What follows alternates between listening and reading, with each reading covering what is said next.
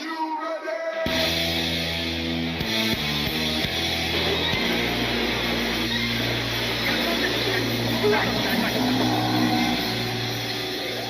You're watching the M2J2 project, and this is by Kaiju Month.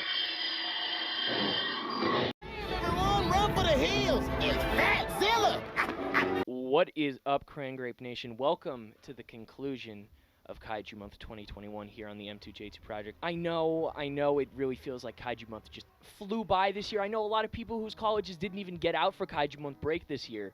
It just seems like people are getting really fatigued from it, and you guys know. But we made it through. Our movie today is Godzilla from 2014, directed by Gareth Edwards. So for a little backstory on this movie, in 2004, Toho Films released Godzilla Final Wars. This was supposed to be a big culmination of the most recent Godzilla series that had been going on, the Millennium series. And although critically, Godzilla Final Wars is almost universally praised for its humongous scope, massive roster of monsters, which includes the American version of Godzilla getting killed by the real Godzilla, some insane action scenes, and general basedness, this movie flopped.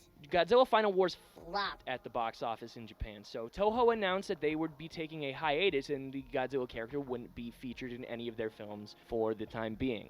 During this time, the rights to the Godzilla character in film somehow wound up in the hands of Yoshimitsu Banu, the director of Godzilla vs. the Smog Monster from the 70s in the Showa era. The concept being shopped around was of a 40-minute IMAX film featuring Godzilla fighting a monster named Deathla, who sounds suspiciously like Hedorah in description, but you can look that up on your own. This idea was shopped around to various American studios until the rights were picked up by Warner Brothers and Legendary Pictures, which eventually led them to developing this Godzilla film from 2014. This movie, low-key, has a stacked-ass cast. You got Bryan Cranston, Sally Hawkins, Elizabeth Olsen, Aaron Taylor Johnson, Ken Watanabe, and Gary Chalk from Transformers Beast Wars is in this movie. He played Optimus Primal in Beast Wars. You kids don't remember Gary Chalk? Stacked-ass cast all around. Not only is this cast stacked in terms of star power, but these are some really highly decorated actors, too. Sally Hawkins, of course, won an Oscar for Best Actress for her work in The Shape of Water a few years after this film released. Ken Watanabe and Bryan Cranston were also Oscar nominees at different points in time. Bryan Cranston is without a doubt the breakout performance of this movie. I mean, his character, Joe Brody, is incredibly complex for a Godzilla film, and I can't believe that Bryan Cranston took a movie like this seriously and put out a performance like this. We see this one flashback sequence where Joe witnesses his wife, played by Sally Hawkins, being killed at the hands of some kind of giant monster.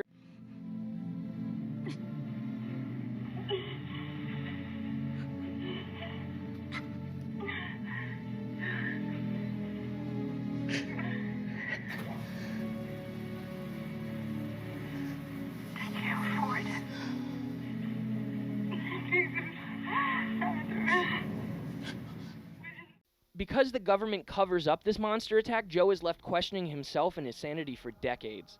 It becomes this obsession. As far as Joe Brody knows, he is the only person who has ever witnessed this creature.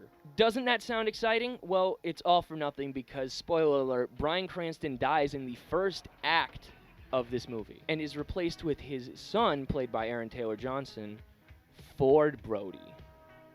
More like Fart Brody. I don't know. This storyline with Bryan Cranston is almost Lovecraftian. The way people who see Cthulhu with their own eyes go insane at the mere confirmation that a being beyond our understanding exists within our universe. Speaking of Lovecraft, it's not where you think I'm going with this one. You know that thing H.P. Lovecraft does where he's like, "This is literally too scary to describe. You're gonna have to use your imagination." And it's like he gives you a couple words here or there, and it's like, dark, evil, lurking, shit like that. Well, this movie does that too. This movie teases the audience by building up these monster fights all throughout the movie and then cutting away right as they start. I don't know what to make of this. This is a complaint that a lot of people have, but it happens so frequently in the movie that there is no way it's not intentional. I just don't understand why Gareth Edwards would tease something like that. It's like, come on, man, this is the part of the movie I fucking paid money for. That being said, you might think I take a lot of issues with this movie's overall content and just like the writing and pacing of it in general, but on the contrary, this movie actually has some really freaking awesome moments. Godzilla's first appearance in Hawaii is a perfect example on how to build tension in a movie like this. The little girl seeing Godzilla on the beach reminds me a lot of one of the first scenes in the original Jurassic Park novel that was later included in The Lost World. You know the one I'm talking about. The family on the beach and then the dinosaurs there. It was a lot like that. I assume that it was an intentional homage, but if not, I mean, that's kind of suspicious. It's kind of like, there's no way that's not an homage. There's also a lot of really badass shots of Godzilla. Like this one where flashbangs are going off and he's kind of silhouetted in the background, like all posted up like fucking Stone Cold Steve Austin or some shit. Gareth Edwards is definitely a visual director. We saw that in this film and in his follow-up film, Star Wars Rogue One, which also has some really sick camera angles and really cool lighting choices. A visual director is exactly what you need for a Godzilla film like this. He really captures the scope and the size of these monsters and the impact that they're having on people. This could have easily been another fuck-off movie like the 1998 version of Godzilla that could have been handed over to some jerk-off Spielberg wannabe summer blockbuster director who could shit out a 90-minute movie in 6 months. But Gareth Edwards made this feel oddly personal. And there are a lot of little Easter eggs and details that let you know, like, Gareth Edwards likes Godzilla just as much as you do. We see a lot of nods to characters like Mothra and Rodan, who of course appeared in the sequel, Godzilla King of the Monsters. Now, inevitably, we all knew Hollywood was going to have to dumb down this movie. Maybe not dumb down, but change it for an American audience. And it was nice to see that the director was somebody who really cared and took the time to, even if he couldn't put something in that he wanted to put in, he left a little bit of a nod or like a little thing in the background that lets you know, like, I know about this too. I was thinking the same thing as you. With that being said, this movie can come off as a little bit overcompensating and apologetic at some times, like they're kind of drawing attention to the fact that they're not taking the same beats as the 98 version, which personally, I don't mind the 98 version at all. It's a very American movie, but that's what it's supposed to be, right? I don't know. Some things in the 2014 version are just a little too paint-by-numbers Godzilla for me. I criticized this movie's Godzilla design in my Godzilla Planet of the Monsters anime review, which I'm going to pop right there, I think. I hope I remember to put that in.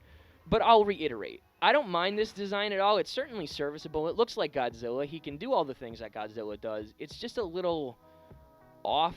He's smooth. I've said that about the original design, that it has this scarring on it to represent the effect that the atomic bombs had on the Japanese public. That is missing here.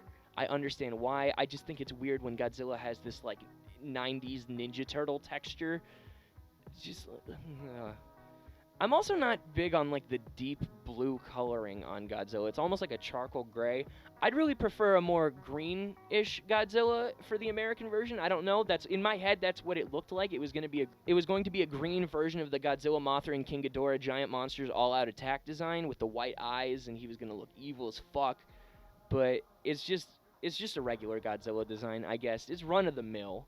Of course, all of these critiques are more of a film bro McHale thing and less of a kaiju fan McHale thing, but I digress. Okay, let's talk about the other monsters, the Mutos. Yeah, there are other monsters in this movie too. You didn't think Godzilla was going solo this time, right? The monsters in this film, the Mutos, are a pair of mates who are trying to protect their unborn offspring. I thought it was interesting that a similar idea was actually pitched during the Showa era of Godzilla for a movie called Godzilla vs. Red Moon, where Godzilla would not only fight that monster, Red Moon, but also his mate and offspring in separate fights, which I kind of felt like is kind of exactly what this movie is, but... okay. If you can't tell by the tone of my voice, I am not a big fan of these Muto dudes at all. They needed to throw in a little something extra to spice this movie up and let audiences know from the trailer that this wasn't just another Godzilla solo romp. There was other shit coming to fuck other shit up in this movie. As far as I understand, at the time that this movie was being produced, Legendary Pictures only had the rights to Godzilla. King Ghidorah, Mothra, and Rodan all have to be optioned separately by the studio, and they didn't get the rights to them until the sequel, so that's why they couldn't include any of them in this movie. There were really heavy rumors leading up to the release of this movie that Rodan and Mothra were also in the movie. I think that this just came about because people misidentified what the Mutos were. There are a lot of blurry shots of them in the trailers. The design of these guys kind of reminds me of a cross between Orga, Gigan, and, hey, our old buddy, the Cloverfield monster. I'm not a fan of this weird choice on their design where they're, like, robotic but organic when you look closely, like, even down to things like having red glowing eyes. If you're really trying to make these Godzilla films more realistic, which is a dumb idea, and you pick some of the goofiest looking fucking kaiju to base your monster designs off of, overall, it doesn't really matter because the two Mutos are basically just jobber monsters. Godzilla might as well have went up against Kurt Hawkins in the Brooklyn Brawler. Godzilla fucking murks both of these sons of bitches. The male Muto gets the atomic breath down his fucking throat. We're out here looking like DJ Khaled on Hot Ones. I guess if the sole intent of the Mutos highlight what a #savage, #beast this new American Godzilla was, they did a pretty good job of that because he fucking rips its head off, like, Jesus Christ, and then he fucking, oh, God. Brutal. I'd say the Mutos are used pretty effectively in this movie. There's actually a cameo from a third Muto at the end of Godzilla King of the Monsters, which I thought the whole point was that there aren't no more because Godzilla killed all the whatever. If you actually look at the concept art of this scene, this is supposed to be Gamera. I don't know what artist thought they would get away with sneaking Gamera into the end of a Godzilla movie.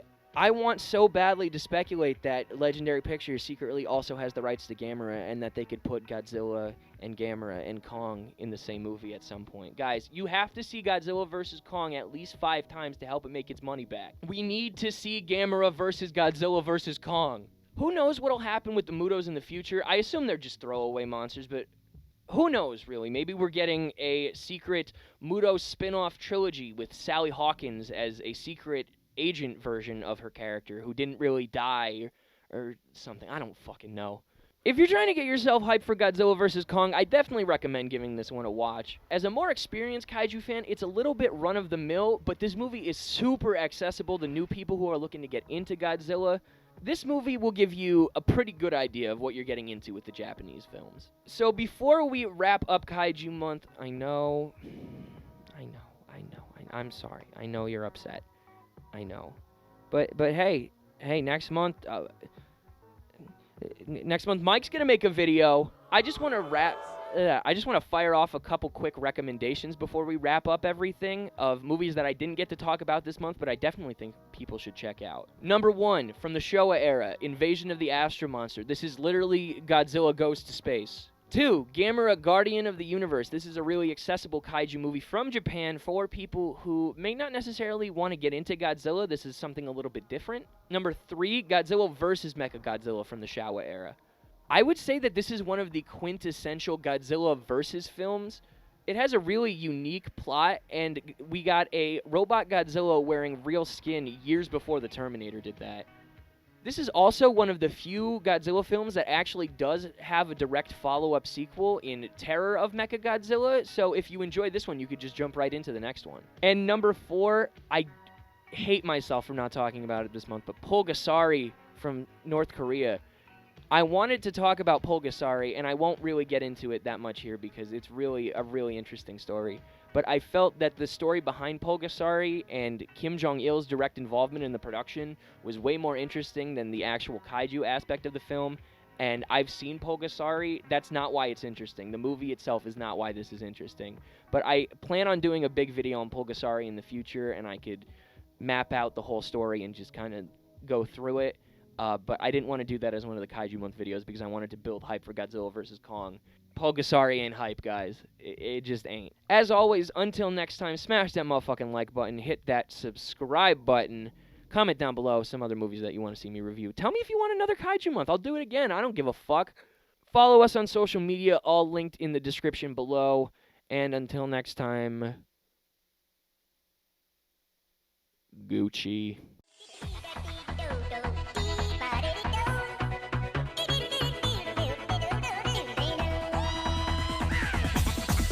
Here we go.